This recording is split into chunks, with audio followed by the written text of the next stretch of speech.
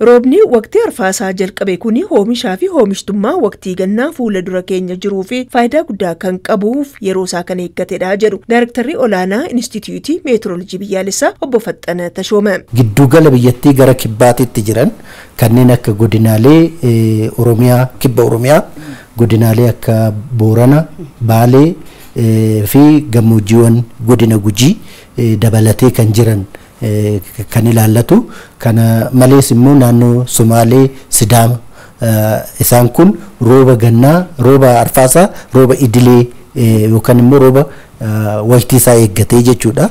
Kanaaf roobni kun rooba yeroo tokkoffaati jechuudha naannoo kanatti jechuudha. Roobni arfaasaa amma jalqabe kuni yeroo isaa kan eeggate rooba gannaas kan hordofsiisu waan ta'eef roobni waqtiiwwan isaanii eegee roobu kuni roobni waqtiiwwan isaa eegee roobu kun faayidaan isaa gabatti rakkoolee garaagaraas hordofsiisuu waan danda'uuf hawaasichi of eeggannaa barbaachisaa ta'eef qophaa'uu qabaadhaanis dhaamu. Yeroodhuma kamiyyuu taanaan iddoowwan balaa lolaatiif saaxilamuu ta'an ni jiraatu jechuudha. Kanaaf ammarratti balaa guddaa geessisa jennee wanni yaannu hin jiru. Garuu haala deddeebi'ee yennaa roobu biyyeen jiidhinsa kana sirriitti of keessatti qabachuu dhiisuu danda'a jechuudha. Kanaaf iddoowwan lolaadhaaf saaxilamoo ta'an irratti qubsama ummataatiin wal qabatee laga qarqara irratti qubsamuu irratti of eeggannoon taasifamuu qabaata gara fuulduraattis jechuudha. Kanarraati kanaaf caalmatti ammatti bishaan kana kan argamu kana naannolee kanatti qabachuun baay'ee barbaachisaadha. Amalli arfaasaa ho'i guddaan kan irratti galmaa'u waggaa keessatti baatilee waqtiilee keessummeessinu kana keessa caalmaatti ho'i dabalaa kan deemu ji'a baatii yookiin waqtiilee arfaasaa kana keessa jechuudha.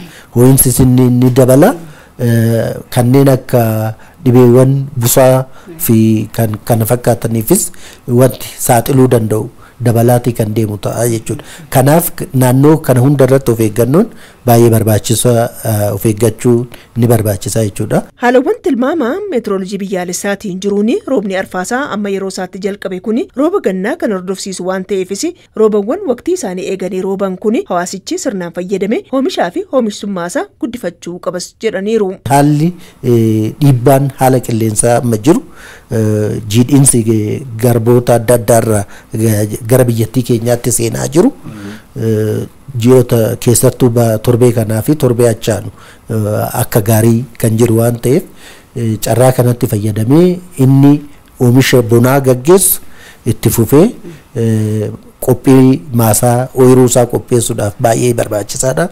Kanaan alatti fuduraa fi kuduraa oddoo ooyiruu isaa keessatti oomishachuufis baay'ee barbaachisaadha.